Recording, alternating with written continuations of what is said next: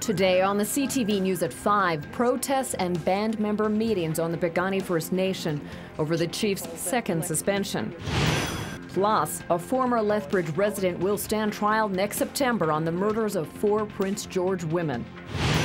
And a couple charged after Lethbridge police uncovered $15,000 in American bogus bills is now facing more charges. CTV News with Jackie Scantlebury.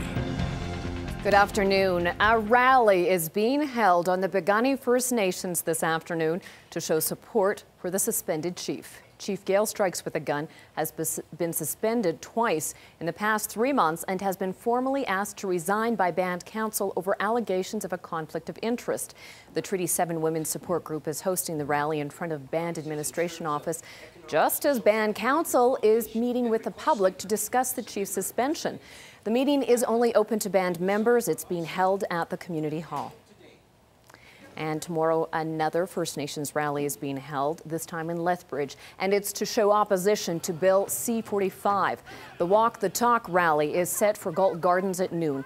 Aboriginal leaders say the federal government's omnibus budget bill will have a negative impact on their treaty rights. The local rally starts at noon with an opening prayer and smudge ceremony at the Galt Gardens. It's followed by a march at 1 p.m. Organizers are asking anyone interested to come out and bring their signs, drums, and voices. University and college students in Lethbridge are welcoming changes that will make it easier for students to vote in upcoming provincial elections. The Election Accountability Amendment Act was passed last week. Student leaders say the changes are welcome and long overdue. Terry Vote reports. Julia Adolph comes from Three Hills but has been living in Lethbridge for the past 5 years. Even so, she had a tough time convincing election officials that she should be allowed to vote in last April's provincial election.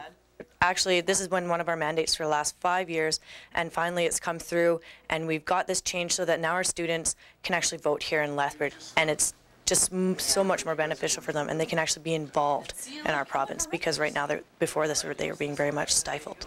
Universities and colleges across the province have been pushing for this change, but students say it's an extremely big issue for the University of Lethbridge, because 70% of the students on campus come from outside the city. We did run the Get Out the Vote campaign in April, and we took actually a bus of students down to the advanced polls on one of the days, and we had multiple students turned away because they didn't have the proper paperwork, because their driver's license said Calgary, but they actually lived in Lethbridge because, you know, they go to university here.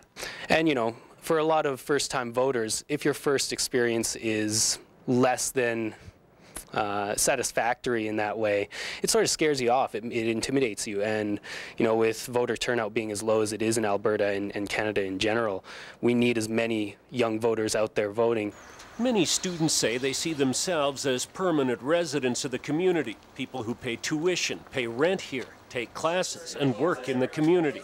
I don't understand why there's a restriction that where their parents lived is where their MLA should be represented. It's kind of a ridiculous rule, or was, past tense. Student leaders say it's sad that many young voters were turned away and maybe turned off of voting in the last election. But they're already planning an awareness campaign to make sure students know the rules have changed and that next time their vote will be counted. Terry Vote, CTV News, Lethbridge. The bill also includes amendments that will affect campaign financing and other changes that pertain to municipal elections.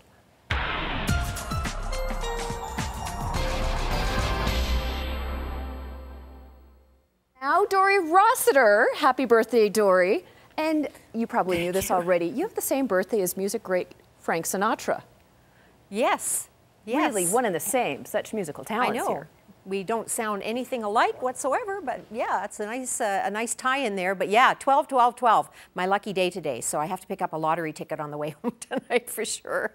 But weather, not so lucky as far as the weather went today. We had the snow, but we didn't get a whole lot of it. We've already got an area of high pressure to the west that's starting to build in. So I'll show you all the good news coming up in a couple of minutes. Thanks, Dory. A 63-year-old Radium Hot Springs woman is dead following a crash on Highway 93 95, just north of the Althammer Junction. A Dodge Dakota traveling south towards Cranbrook crossed the center line and it hit a Chevy Silverado that was heading north. A 27-year-old woman and a 3-year-old boy traveling north were taken to hospital with serious but non-life-threatening injuries. The RCMP said they believe that speed is a factor. The collision is under investigation and crews are working to recover a vehicle. Meanwhile, a former Lethbridge man now accused of being Canada's youngest serial killer will stand trial next fall. 22-year-old Cody Legibikoff is charged with 4 counts of first-degree murder in the killings of 3 Prince George area women and a 15-year-old girl. The deaths date back to 2009 and 2010. Legibikoff, who was originally from Fort St. John, lived in Lethbridge between June of 2008 and August of 2009. His trial, which could take up to a year to complete, is set to start September the 9th. A 16-year-old Lethbridge boy has been sentenced to 2 years probation after pleading guilty to sexually assaulting his half-sister. The boy, who can't be named, earlier admitted in court to having sex with his sister 10 times in 2010, starting when she was only 10 years old. He was 14. Among other things, the 2-year probation sentence includes a daily curfew, a psychiatric assessment, and the boy must also attend school. The Alberta Court of Appeal has reserved its decision regarding the sentence handed down to the former chairman of the Taber Police Commission.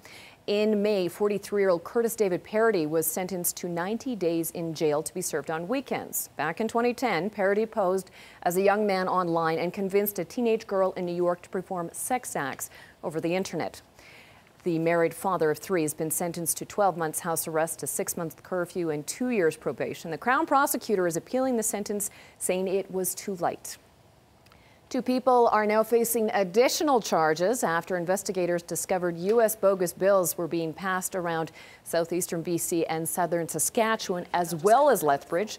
Lethbridge Regional Police arrested a man and a woman over the weekend after receiving a complaint that they tried to pass a counterfeit $50 bill at a local business. More than $15,000 in counterfeit American cash was recovered from their vehicle. 34-year-old Terry LaRoe of Lethbridge and 37-year-old Gregory Dempsey of Calgary are currently in custody. Initially, police were investigating complaints in Lethbridge, Taber, and Medicine Hat, but during a brief court appearance today, the charges were expanded to include crimes in Swift Current and Cranbrook, BC. In some cases, they'll buy legitimate items that they need just for daily living. In other cases, they'll buy high quality items like vacuums or tools and go and pawn the items for quick money. And in some cases, they try to buy, a $5 item with a $100 bill to try to get back legitimate money. LaRoe and Dempsey are facing charges of possessing and passing, as well as making counterfeit money, and they're also charged with possessing materials used for counterfeiting.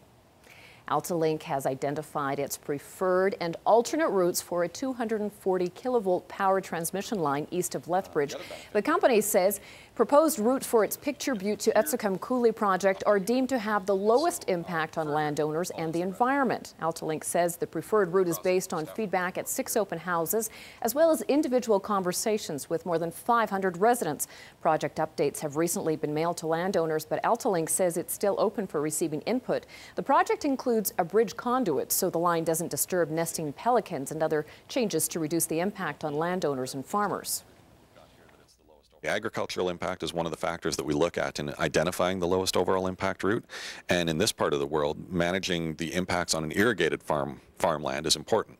So we look for opportunities to avoid that, avoiding them altogether, or operating or routing the transmission system along quarter lines. That's going to limit the impact on the agricultural system and ensure that farmers and landowners still have access to be able to farm the land like they need to. AltaLink is expected to file its preferred and alternate routes to the Alberta Utilities Board in the spring.